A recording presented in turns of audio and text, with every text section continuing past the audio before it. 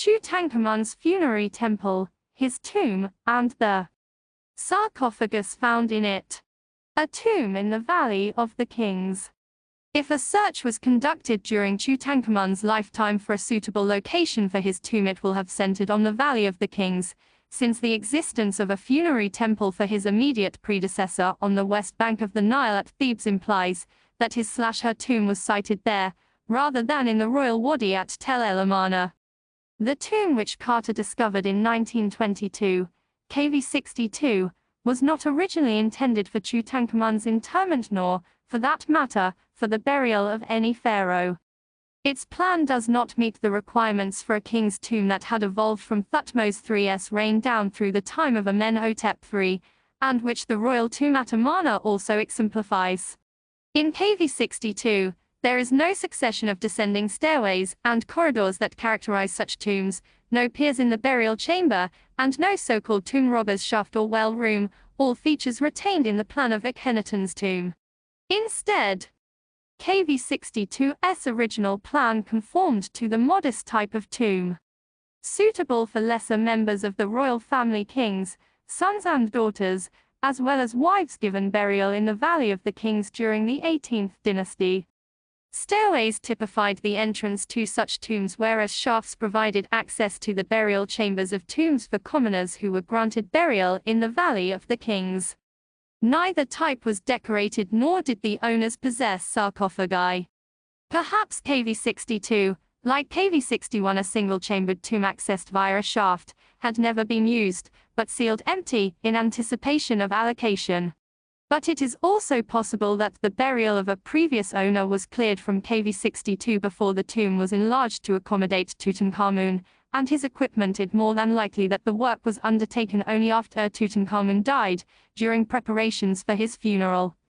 Evidence is still lacking to support the claim of any of the sites in the Valley of the Kings, which Egyptologists have proposed as a tomb once intended for Tutankhamun. A location in the western branch of the Valley of the Kings could have appealed to the king and/or his advisors, since Amenhotep III, with whom the official policy of the reign sought to associate him closely, lay there, in KV22. West Valley a single small chamber, at the bottom of a short stairway, is about 60 meters south of KV22. A Japanese expedition from Tokyo's Waseda University cleared it in connection with work in Amenhotep III's tomb. In a report on the clearance, Jiro Kondo interprets the meager finds to suggest that the chamber probably served as a storeroom prepared in connection with Amenhotep III's interment in KV22, rather than as a tomb intended to receive a burial.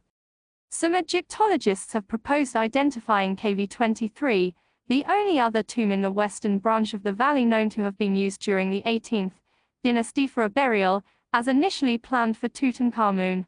This sepulchre is located some distance from KV22, its decoration and the sarcophagus found there within the makeshift burial chamber claim it for Tutankhamun's successor King A. A tomb used for a group of non-royal interments during the Third Intermediate Period, many decades after Tutankhamun's death and burial. KV25, is close to KV23. During the New Kingdom, only a stairway and a descending corridor were completed when work ceased. The architecture of the entrance, the dimensions, and the proportions are definitely kingly. In a lineal succession of royal tomb plans, KV25 should date after Amenhotep III's tomb. As mentioned in passing above, it was perhaps initiated by Amenhotep IV/Akhenaten during the earlier, Theban phase of his reign, before he took the decision in his fifth regnal year to found a new capital city in Middle Egypt and to fly in the face of tradition, by choosing a site for his tomb on the east, rather than the west bank of the Nile there.